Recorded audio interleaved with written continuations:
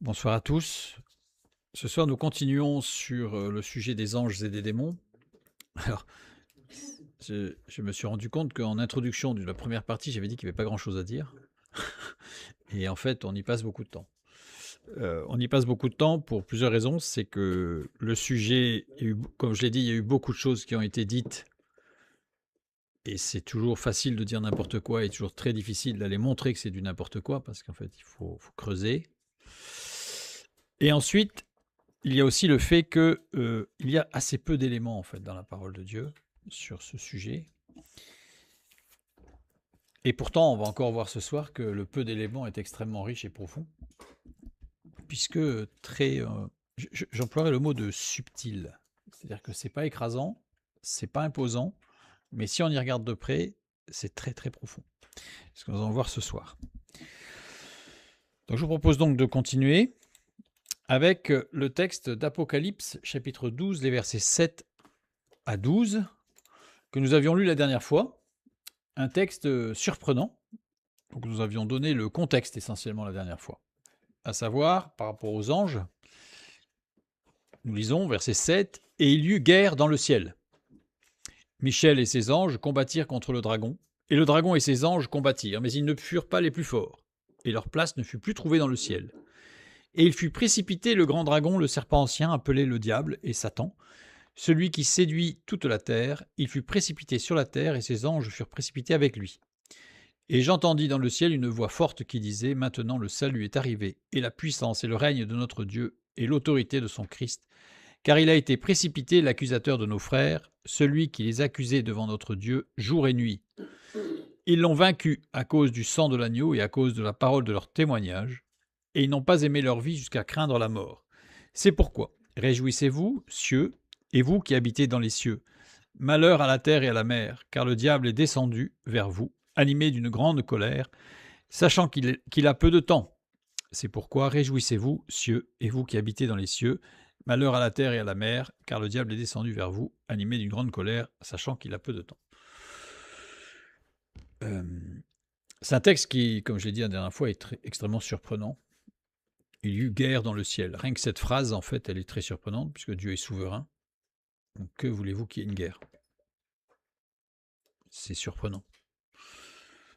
Et d'ailleurs, ce genre de petite phrase donne libre cours à l'imagination de certains qui se laissent aller à des représentations, il y a des descriptions très terrestres, avec des stratégies, des techniques, comme si Dieu avait besoin de stratégies, de techniques. Il dit un mot et tout, il n'y a plus rien, il dit un mot et tout existe.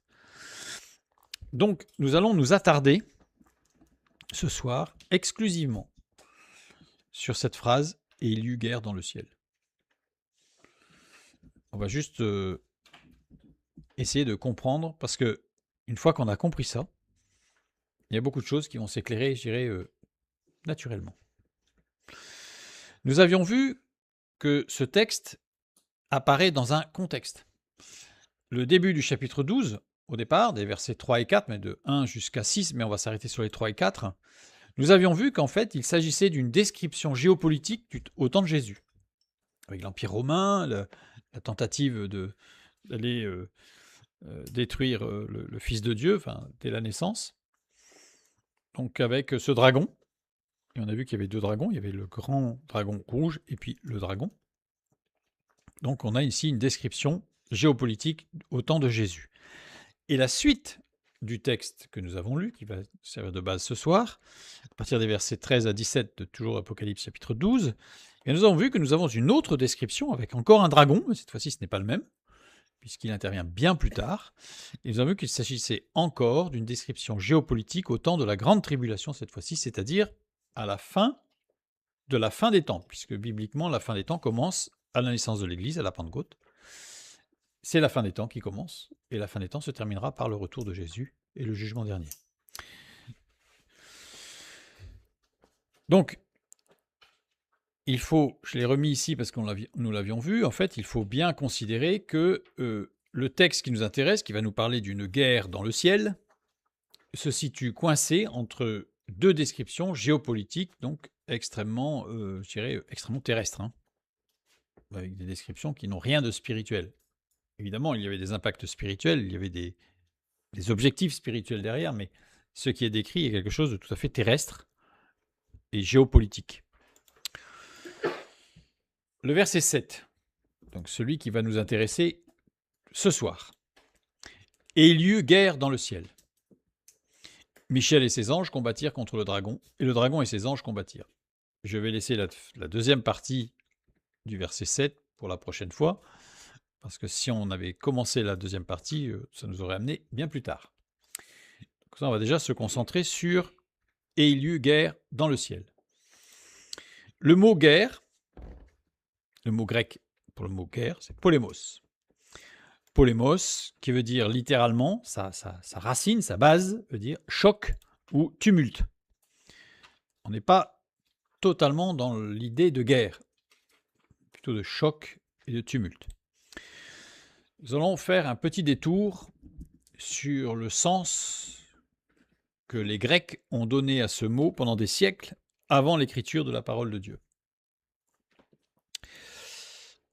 Reprenons le début du verset avec le mot polémos, polémos, qui a deux niveaux d'analyse, ou je dirais deux champs de lecture en grec.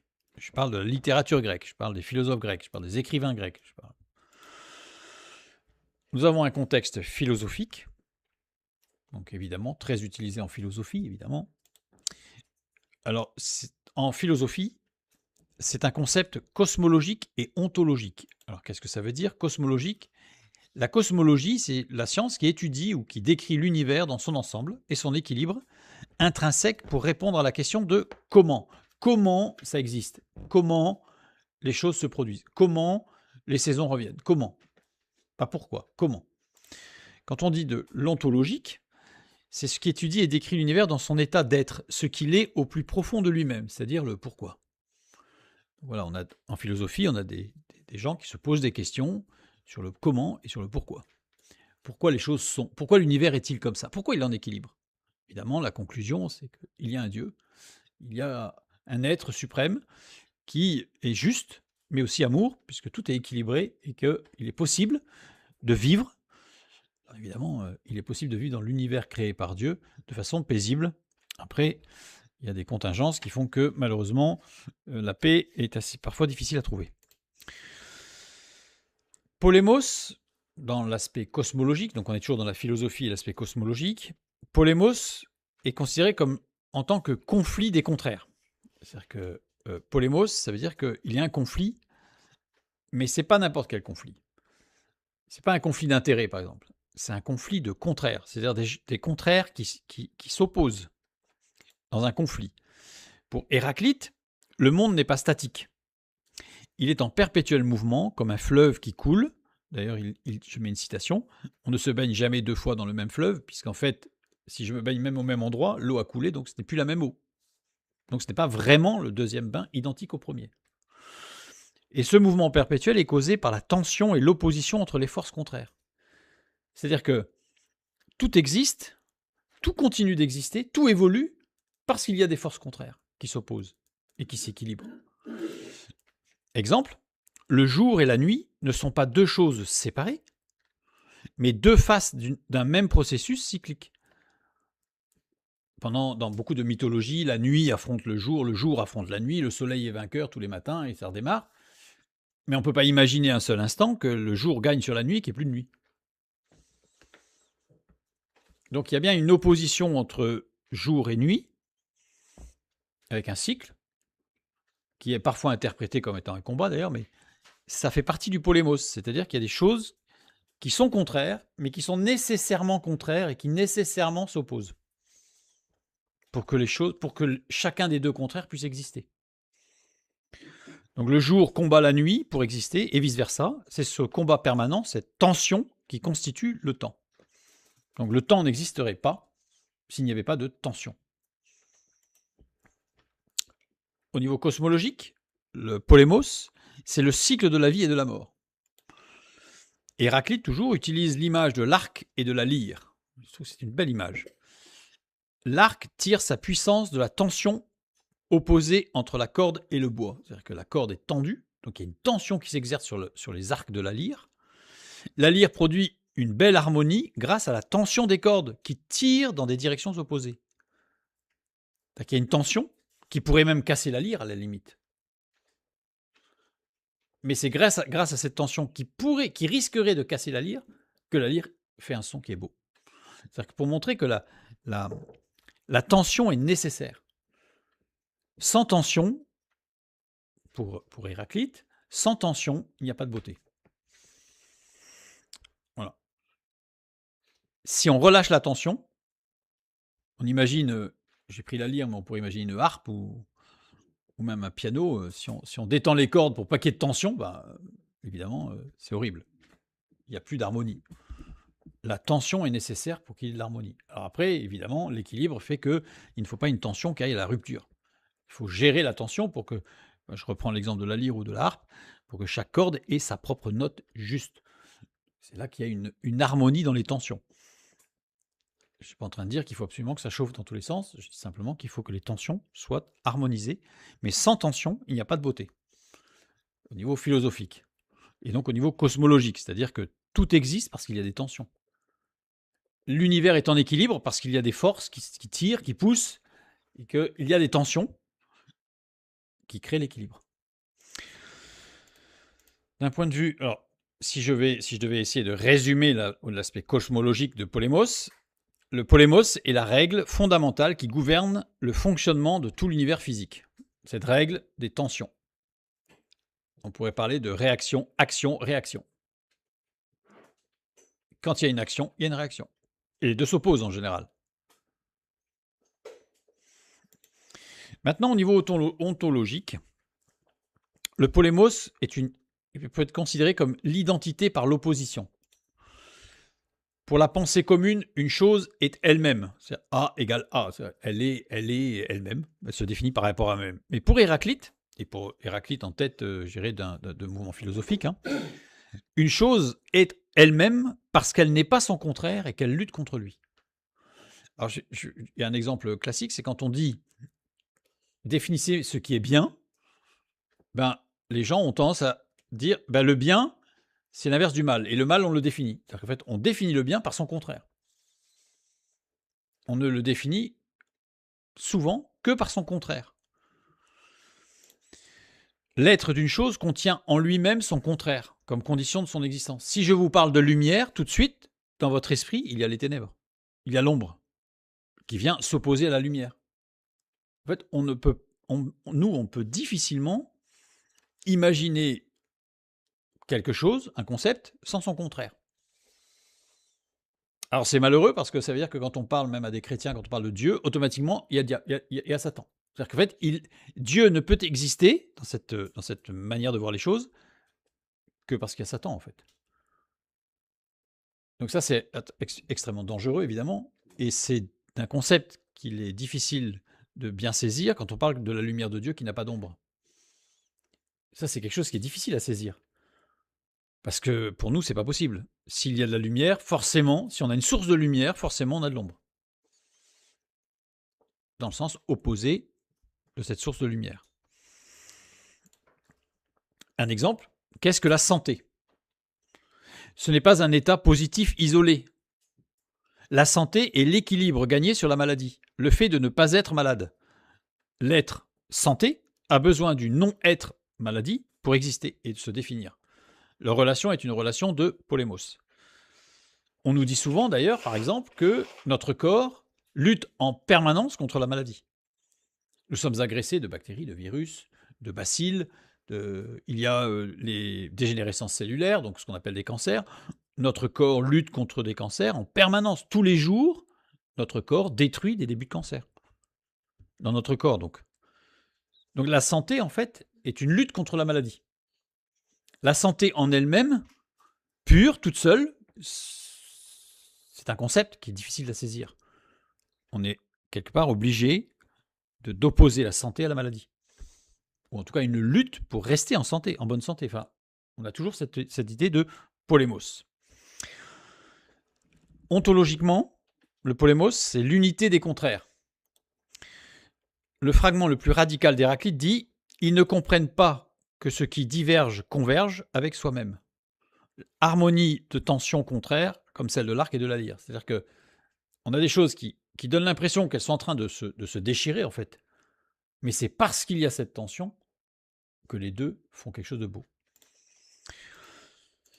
Donc si j'essaie de circonscrire un peu la définition ontologique de Polémos, et vous allez voir, on va en arriver, parce que je fais une petite parenthèse, mais je trouve que la parole de Dieu emploie des termes qui sont extraordinaires de précision. Donc, ontologiquement, le Polémos ne décrit pas comment les choses fonctionnent, mais ce qu'elles sont au plus profond d'elles-mêmes. C'est le Polémos. Et maintenant, on a un deuxième contexte de lecture, un deuxième niveau, je dirais, ou champ de lecture. C'est un contexte géopolitique et historique. Donc on a philosophique d'un côté, on pourrait même rajouter religieux quand on touche au mythe chez les Grecs, et on a un côté qui est géopolitique historique. Alors, un petit défaut là, mais Héraclite dit que Polémos est le père de toute chose. Le Polémos est le père de toute chose. Principe qui engendre et régit tous les phénomènes du monde, les tensions, les actions, réactions en permanence. En physique, on ne fait que parler de ça. En physique, la physique existe parce qu'il y a des actions et des réactions. Parler de la chimie, on ne peut pas imaginer qu'il n'y ait pas d'action et réaction si il n'y a plus de chimie. Il constitue l'essence de l'être par la tension interne qu'il porte en lui.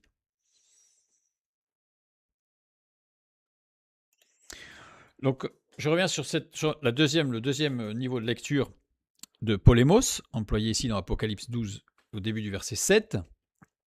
C'est un terme, Polémos, qui s'oppose à la paix. Donc c'est pour ça qu'il y a la notion de guerre quelque part, parce que si je vous dis quel est le contraire de la paix, vous allez me dire la guerre. C'est réflexe. Donc ici, le traducteur, je pense, a pris cette option, et on va voir que c'est une option un petit peu réductrice. C'est un terme qui s'oppose à la paix. Alors, nous avons une rupture, on peut dire que Polémos est une rupture et une révélation. C'est-à-dire que le Polémos, c'est le moment où la civilisation, donc là on est en géopolitique, on n'est plus en philosophie, donc c'est le moment où la civilisation, où ses conventions s'effondrent, et ces conventions s'effondrent, révélant la nature profonde de l'homme. C'est-à-dire que c'est quelque chose de très très fin, le Polémos, au niveau géopolitique. On a une civilisation qui se tient, qui semble être en équilibre, peut-être même dans la paix, mais en réalité, à l'intérieur, il y a des tensions, on va en parler un petit peu plus précisément après, qui fomentent, qui grandissent, ce qui fait que de l'extérieur, c'est magnifique. Mais de l'intérieur, ça va exploser. Et au moment où ça explose, c'est le Polémos. Parce qu'au moment où ça explose, eh bien, qu'est-ce qui apparaît? Tension, action, réaction. Le Polémos, au niveau géopolitique, au niveau de l'histoire, c'est le moteur de l'histoire. Il ne s'agit pas d'un accident, mais du prolongement de la politique par d'autres moyens. C'est-à-dire que s'il se produit quelque chose, un effondrement sociétal, ce n'est pas un accident. Ce n'est pas parce que tout à coup, il y a eu une convergence d'événements qui ont fait que, boum, pas de chance, c'est arrivé. Non. C'est-à-dire que le Polémos, c'est toujours le prolongement d'une politique, c'est-à-dire politique au niveau grec, c'est-à-dire de tout un système mis en place pour, peut-être ayant pour but d'ailleurs pour l'équilibre, mais qui en réalité va aboutir au déséquilibre. Et d'un point de vue géopolitique pur, le Polémos oppose des blocs pour l'hégémonie sur le monde grec. C'est-à-dire que les gens qui vont s'opposer pour essayer d'avoir le pouvoir, pour avoir l'autorité, c'est-à-dire pour se dire c'est moi le maître ici. C'est mon territoire. Là, on comprend plus l'aspect de guerre d'ailleurs. À partir du moment où on veut être le maître sur un territoire et que c'est quelqu'un d'autre qui est sur ce territoire, on sent bien que ça va passer par la case guerre. Platon établit une nuance bien connue sur le Polémos, justement. Une distinction entre stasis et polémos. Ce sont deux termes grecs qui vont être mis en opposition chez Platon, mais pas uniquement, mais tout particulièrement dans la République. Stasis, c'est la guerre civile, le conflit interne, la discorde entre parents, j'ai mis entre guillemets, entre parents grecs, c'est-à-dire qu'ils sont de la même ensemble, de la même espèce, de la même famille, de la même race, et en interne, ça chauffe, il y a des tensions. C'est le stasis. Et le polémos, c'est le conflit avec l'étranger, le barbare. C'est-à-dire que c'est un conflit extérieur à soi. Mais qui va forcément impliquer des tensions en moi. Évidemment.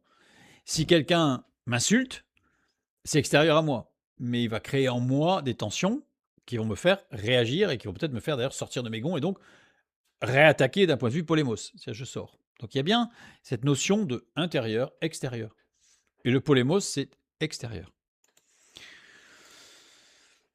Polémos garde sa racine de choc ou de tumulte. C'est sa racine. Il y a toujours un choc, il y a toujours du tumulte, il y a toujours un peu de l'orage dans le polémos. Mais ce choc est tantôt celui des éléments du monde physique, donc là on est dans la cosmologie et l'ontologie, tantôt celui des idées, des concepts avec des prolongements physiques. C'est la politique, la géopolitique. C'est-à-dire que forcément, normalement, si je fais, en tout cas au sens grec, au sens premier du terme politique, si je fais de la politique, il doit y avoir des effets concrets physiques. C'est-à-dire que la politique, ce sont des idées, des concepts qui sont là pour faire avancer le monde d'un point de vue concret. Donc le polémos, c'est toujours cette idée de choc, de tumulte, d'orage, mais qui peut être soit purement physique, soit des concepts qui vont s'opposer et qui vont amener à des réactions physiques.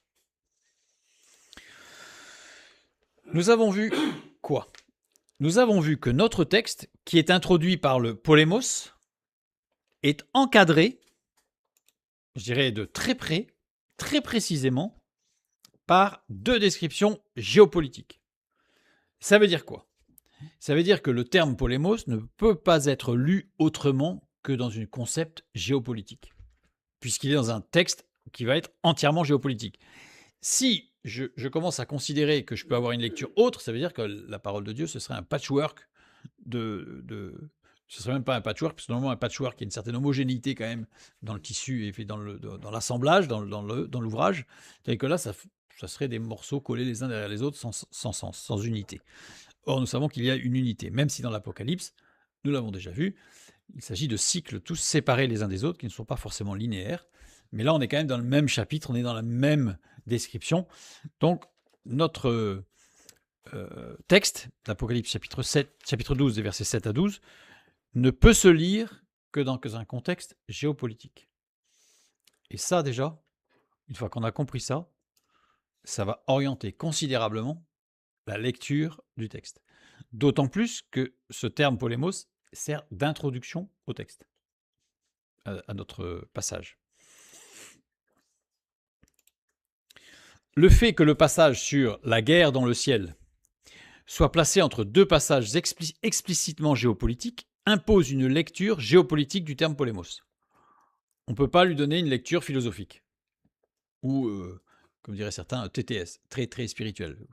Et là, c'est parti. On est parti dans une guerre, dans un autre univers, quoi. Pas du tout. Donc je reviens maintenant sur, après ce long détour, un petit peu sur la définition même du terme polémos. Il y eut une guerre dans le ciel, polémos. Deux lectures possibles, nous avons vu, une lecture cosmologique et ontologique, et une lecture géopolitique et historique, sachant que nous allons évidemment nous orienter vers une lecture géopolitique et historique. Nous continuons, le ciel. Donc c'est dans le ciel. Alors le mot ciel, c'est Ouranos. Ouranos, qui décrit la voûte céleste et tout ce que les cieux contiennent, y compris l'immatériel, c'est-à-dire le monde spirituel. On n'est pas ici, c'est totalement différent du cosmos en grec. Cosmos, l'univers matériel ordonné et agencé. C'est-à-dire que là, c'est cosmos d'ailleurs. Si on avait s'il y avait eu cosmos, ça aurait été un peu choquant, puisque ça aurait imposé une lecture cosmologique et ontologique. Or, justement, on voit bien la cohérence du texte, puisqu'on est bien sur Ouranos, qui donne une lecture non pas cosmologique et ontologique, mais bien une lecture géopolitique. Donc on voit bien que le texte, contrairement à ce que certains détracteurs de la parole de Dieu veulent dire, ils nous disent qu'en fait c'est un peu un tissu de construction humaine un peu en déséquilibre, pas du tout, on est au contraire dans un texte extrêmement équilibré, extrêmement précis. Donc cette première phrase, très courte, du début du verset 7, impose une lecture géopolitique totale. Donc la lecture géopolitique et historique est imposée par le contexte. Non seulement, je dirais, l'ordre des paragraphes, mais en même temps, les mots utilisés sont quand même clairs. Donc si je devais faire une petite traduction, je dirais, qui tenterait de se rapprocher un petit peu du sens polémos dans ce contexte, je dirais, ce fut alors la rupture. Le ciel devint le théâtre d'une conflagration céleste. Pour essayer de donner le sens vraiment, parce que le mot guerre, en fait, implique, on imagine, ça y est, qu'il y a des soldats, on va imaginer presque qu'il y a des anges commandos, enfin, on part dans des délires, là.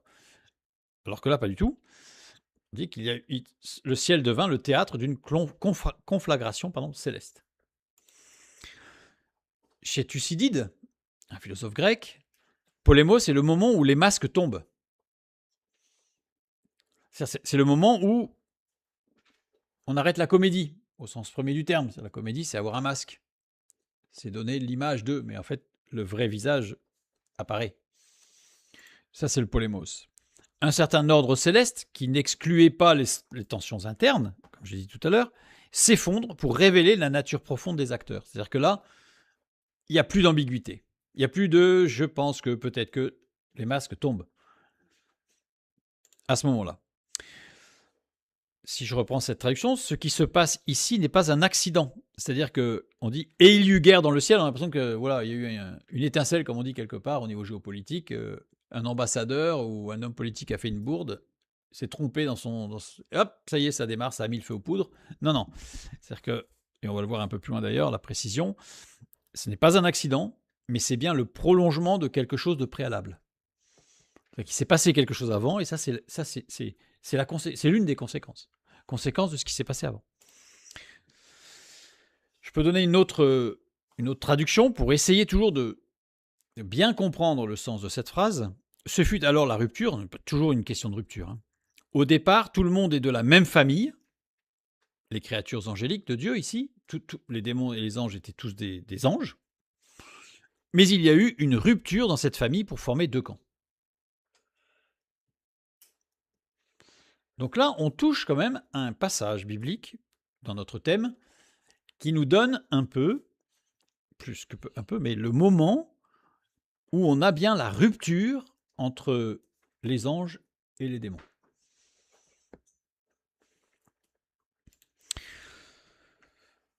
Nous avons ici iliu. Iliu, c'est le verbe grec ginomai, qui est conjugué à la voix moyenne déponente. Moyenne déponente, ça veut dire quoi? Ça veut dire que c'est le Saint-Esprit qui conduit. C'est-à-dire que dans la parole de Dieu, en grec, la voix moyenne déponente, c'est que la personne fait une action. Celui qui regarde va se dire la personne fait l'action, donc elle est active. Mais la réalité, c'est qu'il y a quelqu'un d'autre qui pousse ou qui conduit cette personne à faire ce qu'elle fait. Alors, certains pourraient dire, on pourrait l'utiliser d'ailleurs dans un cas de manipulation. Hein. Quelqu'un qui n'est même pas conscient qu'il est manipulé. Mais dans la parole de Dieu, il ne s'agit pas de manipulation, mais de la signature discrète que c'est le Saint-Esprit qui agit derrière ce que nous voyons. Et là, en l'occurrence, et il y eut guerre dans le ciel, c'est le Saint-Esprit qui a conduit la guerre, qui a conduit cette rupture. Ce n'est pas Satan, c'est le Saint-Esprit. C'est Dieu lui-même qui, en conséquence de quelque chose de préalable, et on va regarder ce que c'est, a amené à gérer cette rupture pour qu'elle soit efficiente et claire. Prolongement de quelque chose de préalable. Quoi?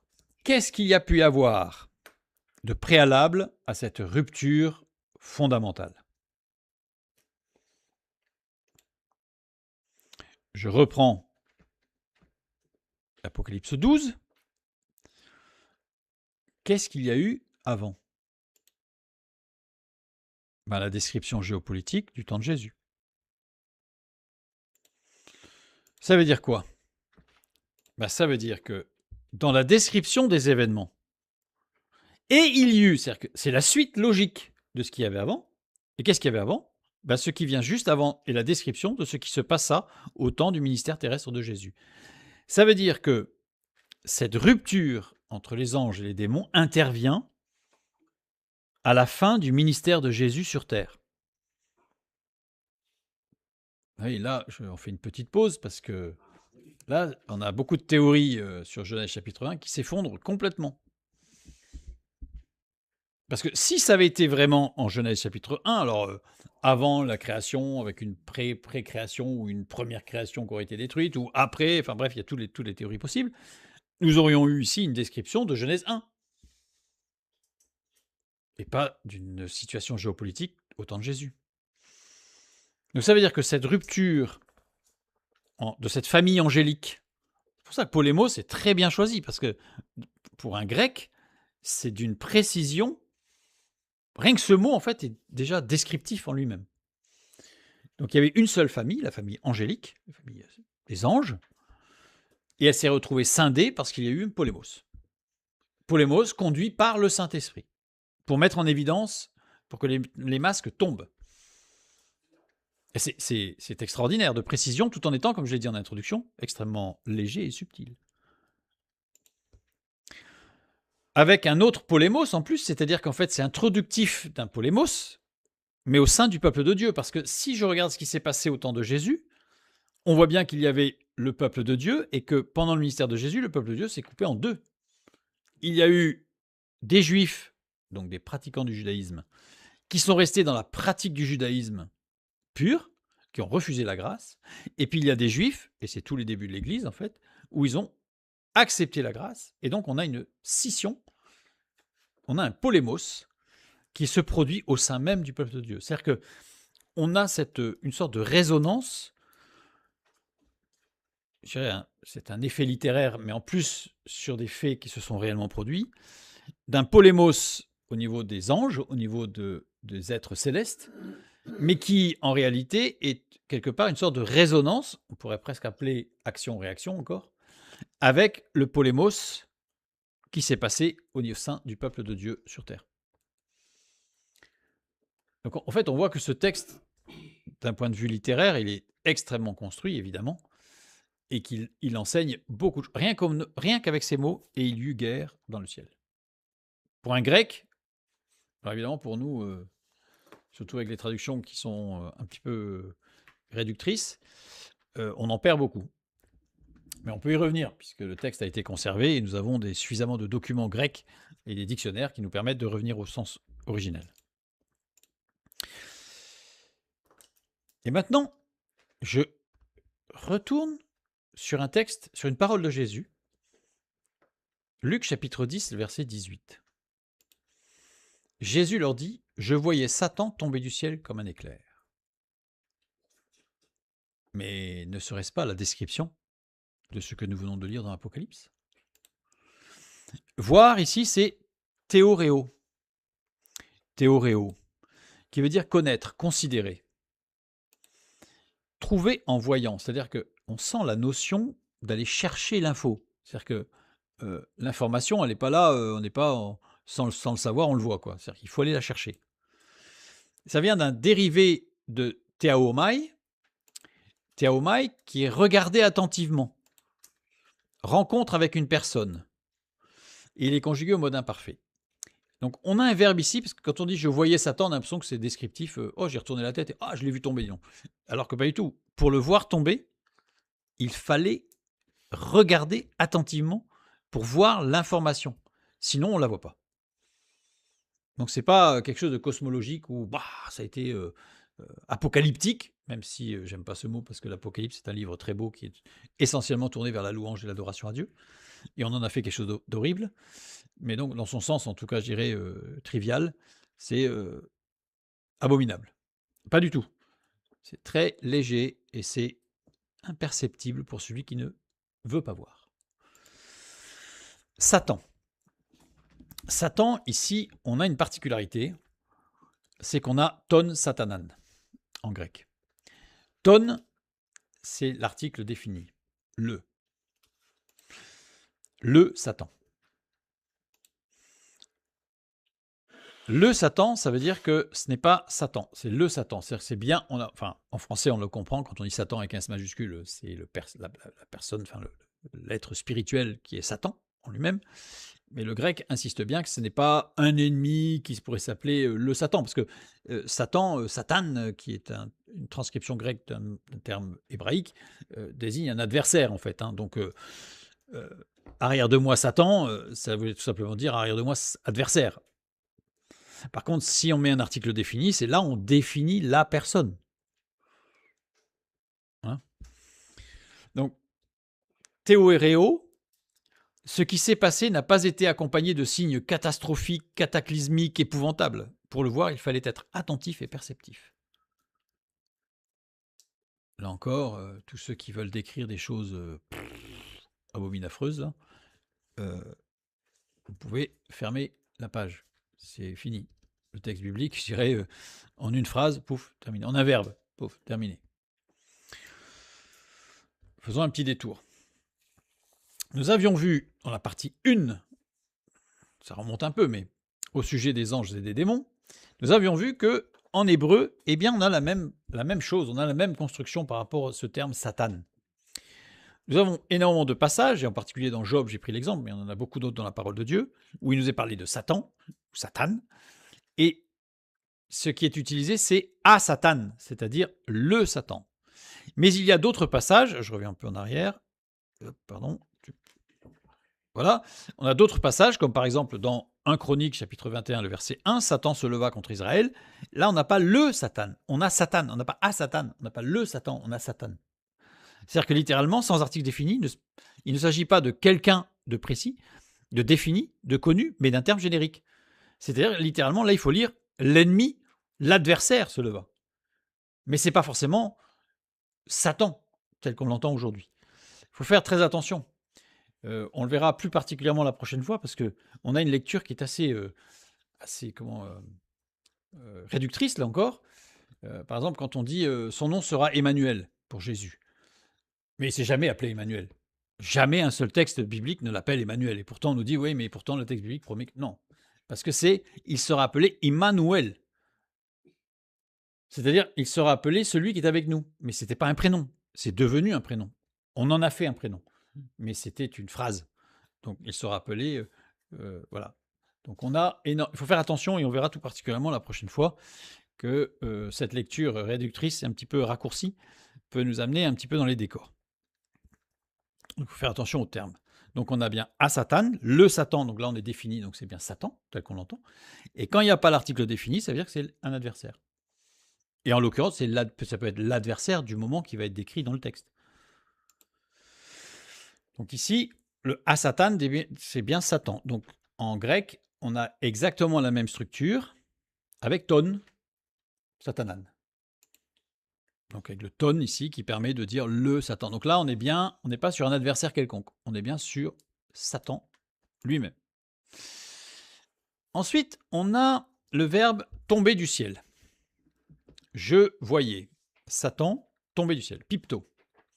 Alors pipto exprime un mouvement vers le bas ou un passage d'une position élevée, stable, à une position basse ou ruinée. Donc ça peut être quelque chose de physique, ça peut être quelque chose aussi de moral, ça peut être quelque chose de sociétal. Bref, il y a un mouvement qui va de haut vers le bas.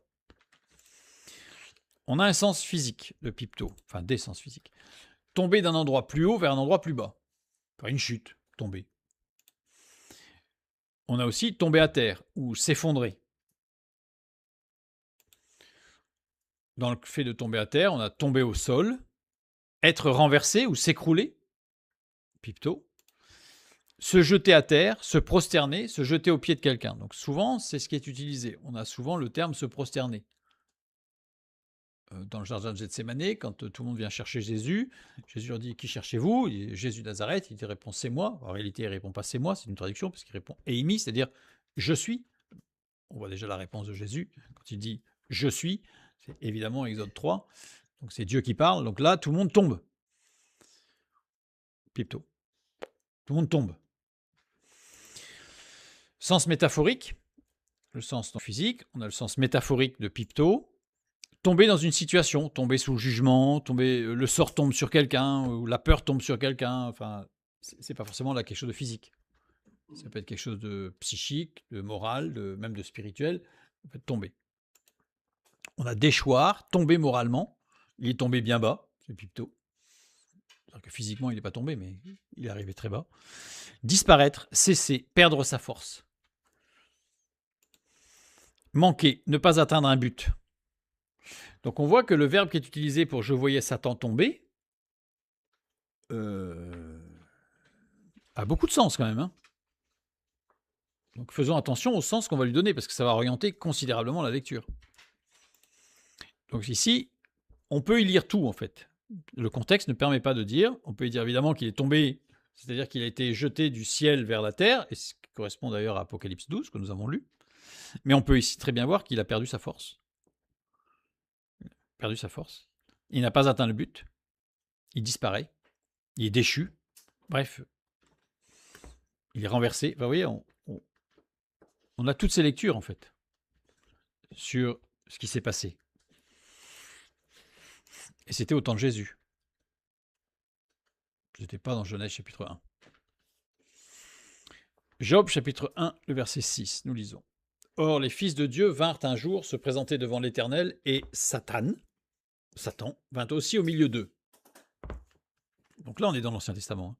Donc là, on est avant ce qu'a décrit Apocalypse 12. Job chapitre 2, le verset 1. Or, les fils de Dieu vinrent un jour se présenter devant l'Éternel, et Satan vint aussi au milieu d'eux se présenter devant l'Éternel. Donc là, on voit bien que Satan, il existe avant, hein, on est d'accord. Attention, on n'est pas en train de dire que Satan n'existait pas avant, hein, attention. Ne me faites pas dire ce que je n'ai pas dit. Je dis simplement qu'il y a eu le polémos, c'est-à-dire qu'il y a eu les masques sont tombés, c'est-à-dire qu'il s'est passé quelque chose, une rupture, dont on va parler encore un petit peu après, à ce moment-là, mais à la fin du ministère de Jésus, sur terre. Mais Satan existait avant, on l'a vu quand on a parlé des démons, on a vu qu'il était très très peu présent dans l'Ancien Testament, et pour cause, on va commencer à le comprendre, mais ils y sont. Les fils de Dieu vinrent un jour se présenter. On l'a sur les deux passages, puisqu'il y a eu deux fois, en fait, deux présentations. Vayabou. Et Satan vint aussi. Vayabov. Bon, c'est clair qu'il y en a un, il est au pluriel, l'autre, il est au singulier, donc la conjugaison n'est pas la même. Mais ce qui est intéressant, c'est qu'à la fin, des deux d'ailleurs, hein, à la fin, on a Aleph Vav. Et cette particule indique une nécessité impérieuse, indépendante du désir. C'est-à-dire que s'ils sont venus, c'est parce que Dieu les a appelés. Parce qu'en fait, ils ne sont pas venus parce qu'ils en avaient envie. Parce que là, tel qu'on lit, on a l'impression que Satan, il s'est un peu faufilé, et puis il a fait le discret, et puis hop là, tout coup, je suis là. Pas du tout. Il est venu parce qu'il a été appelé. Parce que Dieu lui a dit, tu viens. Première mention de Dieu. Je reviens sur quelque chose qu'on a vu plusieurs fois, mais ça va être là aussi très important de bien comprendre par rapport à Satan et aux démons. Ça va être, pour certains, ça va un peu désarçonner, je pense. Genèse 1.1, première mention de Dieu. Au commencement, Dieu créa les cieux et la terre. Bien. Dieu, Elohim. Elohim, pluriel de Eloah, qui est lui-même le pluriel de El. El, c'est l'unité, il n'y en a qu'un. Eloah, c'est un pluriel de 1, donc c'est 2 au moins. Et le pluriel de 2, bah c'est forcément c'est au moins 3. Et le verbe est conjugué au singulier. C'est-à-dire qu'en fait, on a un triple pluriel, et quand il s'agit de Dieu pour Elohim, le verbe est toujours au singulier. Donc il y a une faute en fait, une faute de conjugaison, hein, mais intentionnelle. Alors que quand Elohim est employé pour des juges ou pour certains hommes particuliers, c'est un pluriel et le verbe est au pluriel. C'est pour ça que dans Genèse chapitre 18, les 3 hommes qui sont venus voir Abraham, les verbes sont tous au singulier. Donc on voit bien qu'en fait il s'agit d'une épiphanie, c'est-à-dire d'une manifestation de Dieu dans la Trinité. Le premier mot utilisé dans la Bible, commençant par la lettre Aleph, c'est Elohim. Valeur numérique 1. L'unité. La référence. Seul mot désignant Dieu dans le récit de la création de la Genèse chapitre 1. De Genèse chapitre 1. C'est que Elohim. Rien d'autre. Et à la fin du récit de la création, ex nihilo de toute chose. Toute la création se fait par Elohim.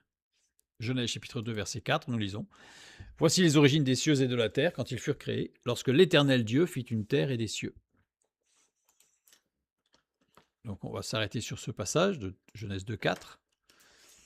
Nous avons Elohim, c'est la fin de la création, comme je l'ai déjà dit, mais c'est regrettable d'avoir arrêté à Genèse 1, 31 et non pas le premier chapitre qui ne s'arrête pas à Genèse 2, 4, parce que c'est vraiment la fin de la création. Elohim, il est le créateur du monde, celui qui fait exister. Il a créé toute chose. Et après, nous avons l'éternel, le tétragramme, Yod, E, Vav, E. Celui qui est et qui fait être. On sent bien une énorme différence, même en français, entre exister et être. Pas du tout la même chose. Mot désignant Dieu dans le récit de la relation de l'homme et de la femme entre eux et avec la création de Genèse chapitre 2, le verset 3. C'est-à-dire qu'en fait, on a bien une différence de nomination, c'est le même Dieu bien sûr, mais Dieu qui se présente tantôt en tant que souverain créateur et tantôt en tant que père et relation. On pourrait imaginer un homme qui travaillerait avec son fils, par exemple, hein, ou sa fille, enfin son enfant, et quand il est au travail, il est le directeur de l'entreprise et il parle à son fils ou à sa fille en tant que directeur de l'entreprise. Mais quand il rentre à la maison, c'est le même fils, c'est le même père ou la même fille, il parle en tant que père. C'est le même homme, mais la relation n'est pas la même. Donc là, on a un peu la même chose avec Dieu, qui va se présenter soit Elohim, soit Yahvé, soit l'Éternel. Elohim, c'est le mot désignant Dieu dans le récit de la création matérielle de toute chose, y compris de l'être humain, mais sans aucune notion relationnelle. C'est-à-dire que si vous prenez Genèse chapitre 1, si vous réussissez à y voir des notions relationnelles, vous êtes fort. Il n'y a absolument rien. C'est froid. C'est froid. Le Dieu de la nature et des forces naturelles. Il n'y a aucune relation. Implique rigueur et justice. Le Dieu immanent de toute la création. Celui qui fait exister et qui fait être. Il est immanent. Par contre, nous avons évidemment la manifestation de Dieu amour, l'éternel, le Dieu attentionné de la relation personnelle. L'éternel implique amour et relation. Le Dieu transcendant, celui qui a créé le monde avec un but, parce que s'il n'y a pas d'amour, il n'y a pas de but, et qui fait être. Il est, mais il fait être. Dieu est source intrinsèque de toute chose. Elohim. Elohim est réalité intangible, immuable. Dieu est source extérieure de toute chose. Il est transcendant. Dieu est réalité sans commencement ni fin. Il est. Colossiens 1, 16 et 17, nous lisons « Car en lui ont été créées toutes les choses qui sont dans les cieux et sur la terre, les visibles et les invisibles, trône, dignité, domination, autorité. Tout a été créé par lui et pour lui. Il est avant toute chose et toute chose subsiste en lui. » On a tout ici. Tout est résumé. Dieu est intrinsèque, la source intrinsèque de toute chose, dans Colossiens 1, 16. Tout a été créé par lui et pour lui. Dieu est la source extérieure de toute chose. Il est avant toute chose. Dieu est réalité sans commencement ni fin. Et toute chose subsiste en lui, il est intangible, immuable. Continuons. Nous avons donc deux modes de manifestation de Dieu. Il peut se manifester en tant que Elohim, froid, justice, et il peut se manifester en tant que l'Éternel, le tétragramme, amour et relation. Humainement incompatible, c'est-à-dire qu'on ne peut pas imaginer quelqu'un de totalement juste, qui a une justice chirurgicale, c'est-à-dire qu'il aille tout analyser pour pouvoir dire exactement où on s'arrête du vrai, du faux, etc. Et en même temps, totalement amour. Divinement supplémentaire, c'est-à-dire qu'au contraire, en Dieu, tout est parfait. Mais c'est inaccessible pour nous. Dieu agit auprès de ses enfants comme un, fusion des deux. Pour ça qu'il se manifeste d'ailleurs souvent comme l'éternel Dieu. La transition entre la création froide, je dirais scientifique, de Genèse 1, et la relation avec l'homme et la femme ensuite, de Genèse chapitre 2, verset 3, c'est l'éternel Dieu. La jonction des deux. Psaume 19, le verset 2, nous lisons « Les cieux racontent la gloire de Dieu, et l'étendue manifeste l'œuvre de ses mains. » Elohim. La rigueur de Dieu, Elohim, se révèle à l'intelligence dans et par la nature. C'est-à-dire que si on observe la nature, on y voit une perfection dans la rigueur. Tout est parfait, tout est homogène, tout est structuré, tout est constructal, etc.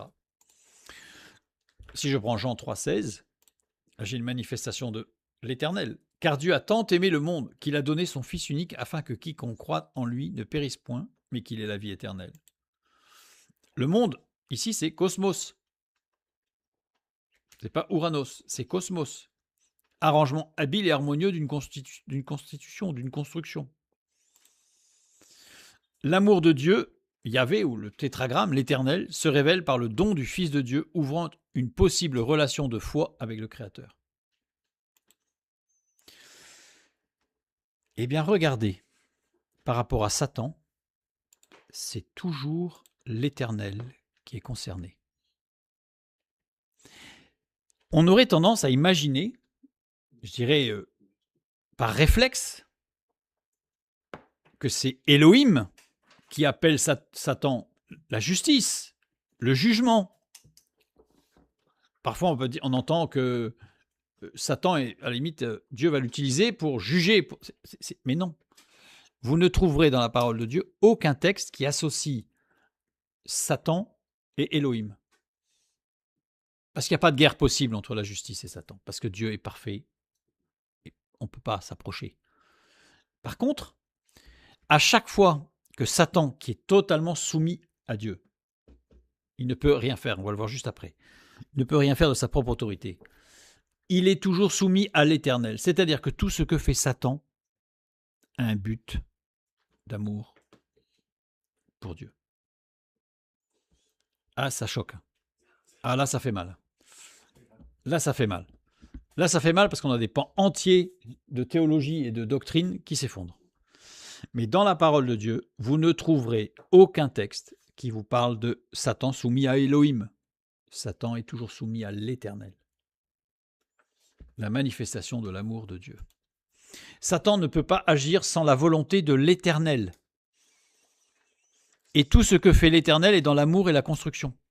C'est-à-dire que tout ce que Satan fait est imposé par l'amour de Dieu. Alors je sais, ce que je dis là va choquer. Alors attention, Dieu il est éternel et il ne s'inscrit pas dans le temps. C'est-à-dire que il est évident que quand Dieu instaure un processus qui va aboutir à la construction et l'amour, entre-temps, si on prend une photo, si on prend juste une photo, on ne va pas se dire ah, c'est magnifique. Évidemment, il y a des phases qui sont difficiles, mais Dieu est là. Il n'a jamais dit à un seul de ses serviteurs ou une seule de ses servantes, il va falloir que tu ailles jusqu'au bout là-bas, moi je m'en vais, on se retrouve là-bas. Même quand Jésus a dit aux disciples traverser la mer, il est venu les rejoindre. C'est-à-dire qu'il n'a pas attendu de l'autre côté en disant dis donc, ils sont pas très forts quand même les disciples. Non. Donc c'est-à-dire que c'est toujours l'Éternel. Alors après, on peut se poser la question, on peut poser la question à Dieu. J'y comprends pas grand-chose, je suis dans la tempête, viens à mon secours. Et il viendra. Mais Satan ne peut rien faire qui soit en dehors du plan d'amour de Dieu. Enfin, je ne vais pas avoir le temps de développer trop, mais ça remet beaucoup de choses en place. Satan n'a aucun degré de liberté, même dans ses intentions. C'est-à-dire que même dans ses intentions, il n'a aucun degré de liberté, Satan. Il est totalement, entièrement soumis à l'autorité de l'Éternel. Quand les pensées de Satan servent le plan de l'Éternel, l'Éternel lui donne le cadre de son action. C'est-à-dire, il ne dit pas vas-y mon gars. Il donne le cadre, on voit dans Job. Parce que dans Job, en fait, Dieu avait une intention, un but pour Job, que l'on retrouve à la fin du livre de Job. Si on regarde bien, on voit que Job, mais il est convaincu que l'éternité n'existe pas, donc c'est juste le passage sur terre. Et à la fin du livre, Job loue l'Éternel, celui qui n'a ni commencement ni fin. Donc voilà, le but est atteint.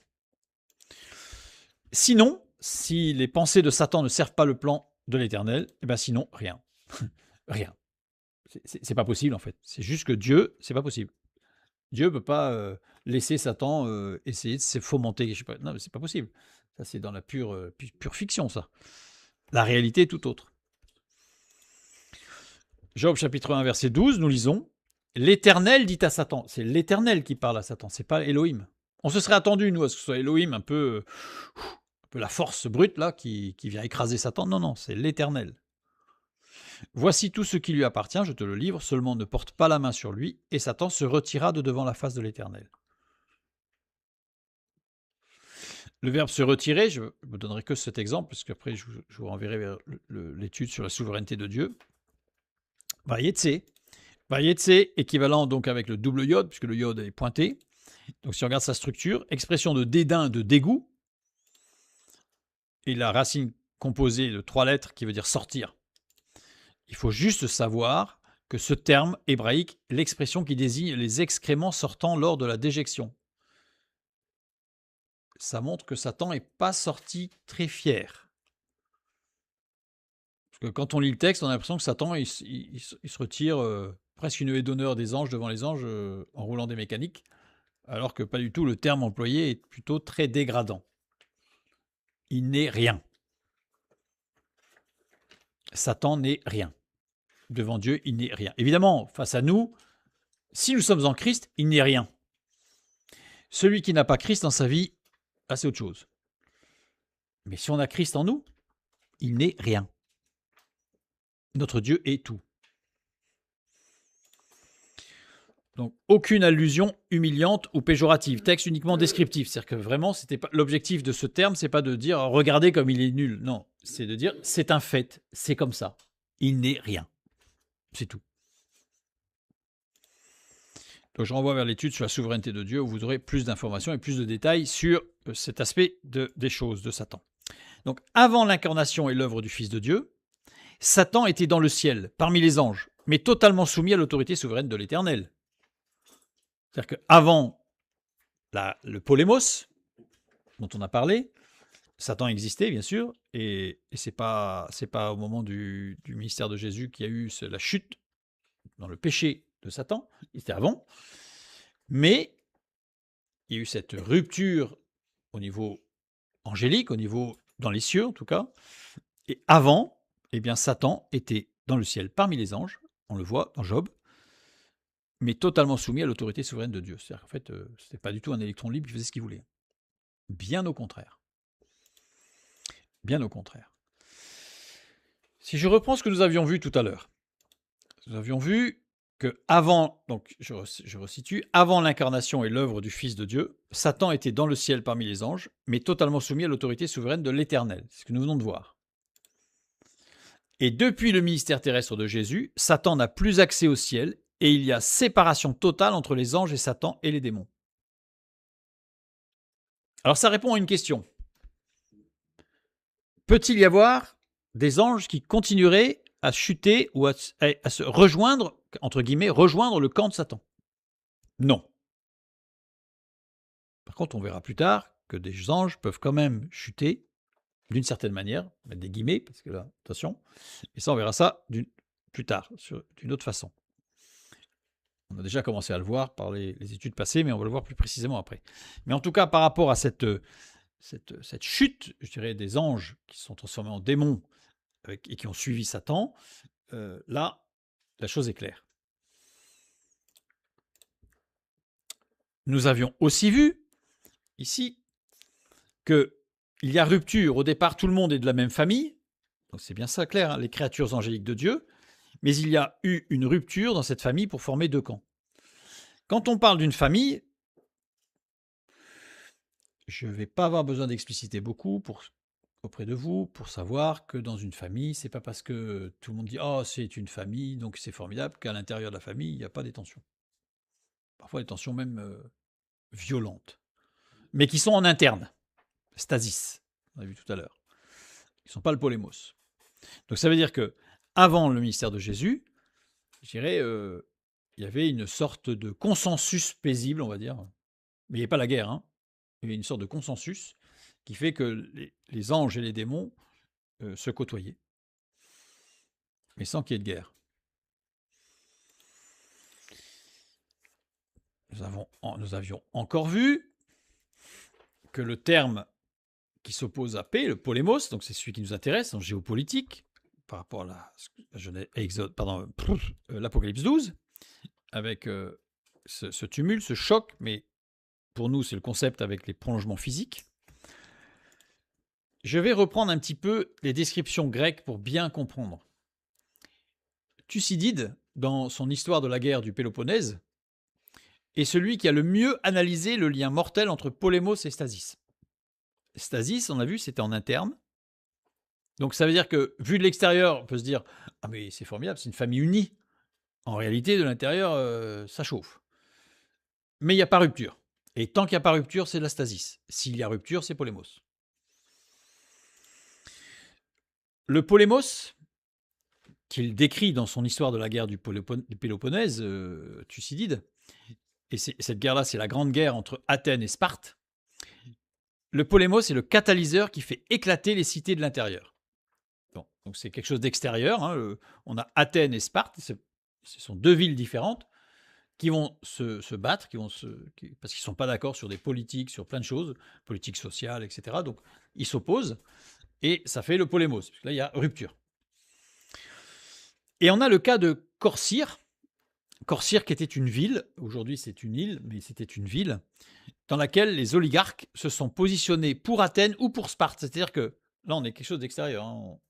C'est une ville qui n'était pas impliquée dans le polémos entre Athènes et Sparte. Donc Corcyre. Mais cependant, certains se sont positionnés pour Athènes et d'autres se sont positionnés pour Sparte. Donc au sein même de la ville, il y a commencé à y avoir des tensions qui a provoqué une guerre interne, c'est-à-dire la stasis. Mais ça n'a pas détruit l'homogénéité, je dirais, la structure de la ville. Sauf qu'à la fin, la ville, elle a explosé et elle s'est coupée en deux. Et ensuite, ils ont eu, et c'est pour ça que cette ville, elle a deux ports, enfin, parce que c'est sur une île en fait, donc il y a deux ports, etc., parce qu'ils se sont coupés. Il y a eu polémos. Donc on est parti d'une stasis induite par l'extérieur, par un polémos, qui a fini par un polémos. L'analogie est simple par rapport au texte biblique, le fait d'employer le terme polémos, qui est quand même un terme très particulier, quand même, hein, très fort de sens, très lourd de sens. L'analogie est simple pour les anges. Certains ont suivi l'Éternel, d'autres ont suivi Satan. Comme Corcyre, certains ont été pour Sparte, d'autres pour Athènes. Donc chacun ont choisi de suivre l'un ou l'autre. On verra plus tard pourquoi et qu'est-ce qu'ils ont voulu suivre. Ça, on verra plus tard. Mais pour l'instant, il faut bien qu'on comprenne l'ordre des choses. Un polémos entre Dieu et Satan a provoqué une stasis dans le ciel. Parce qu'au départ, c'est entre Dieu et Satan qui a fait un problème. Il n'y a pas de problème avec Dieu, parce que, évidemment. Mais c'est Satan qui a voulu se positionner vis-à-vis. On verra exactement qu'est-ce qu'il a fait, mais pas ce soir. Donc Satan s'est positionné en sortant, je dirais, en exprimant une rupture, donc un polémos, avec Dieu. Et les anges se sont positionnés soit pour l'un, soit pour l'autre. Ça ne veut pas dire que les anges eux-mêmes ont décidé d'une action quelconque, mais ça veut dire qu'ils sont décidés, dans leur libre choix, ils ont décidé de suivre l'un ou de suivre l'autre. Et à ce moment-là, ça a fini par le polémos au niveau angélique. Et ce polémos a éclaté au ministère de Jésus. Pourquoi ? Parce que le salut par grâce était offert, et là, c'est là que ça a claqué, ça a craqué, au niveau conduit par le Saint-Esprit. C'est-à-dire que c'est le Saint-Esprit qui a conduit toute chose. Pour nous, c'est un petit peu compliqué parce qu'on a une tendance, nous, dans les guerres, en fait, on essaie de visualiser tout de suite quelque chose de très, très, très humain, très, très terrestre. Mais c'est pas du tout ça, puisque c'est inimaginable d'aller s'affronter à Dieu. Enfin, même Satan, enfin, c'est stupide. Mais on verra d'ailleurs ce qui s'est passé. Donc voilà. Donc il faut bien comprendre que rien que par l'emploi du mot polémos, dans cette petite phrase, et il y eut polémos dans le ciel. Le ciel en plus, Ouranos, pas cosmos. Tout est décrit. En fait, d'une façon très très subtile et légère, tout est dit en cette phrase. Voilà, presque tout, parce qu'il y a encore des mots après quand même qui sont intéressants à regarder, mais on verra ça. Mais c'est pour montrer que, voilà, il n'y a pas grand-chose de dit, mais ce qui est dit, je peux vous assurer que c'est très très lourd et très profond. Nous continuerons la prochaine fois pour voir la suite du verset 7, parce qu'il y a quand même le texte qui nous dit que Michel et ses anges ont combattu, etc. Donc il s'est quand même passé quelque chose. Donc on va voir ce qui s'est passé. Mais là, on a compris, rien qu'avec ce petit mot, on a compris ce qui s'est passé réellement. Et non pas les films de science-fiction à la Hollywood. Et que c'était en plus très discret. Puisque Jésus, quand il en parle, il montre bien qu'il fallait être très attentif pour le voir. Que Dieu vous bénisse et à bientôt.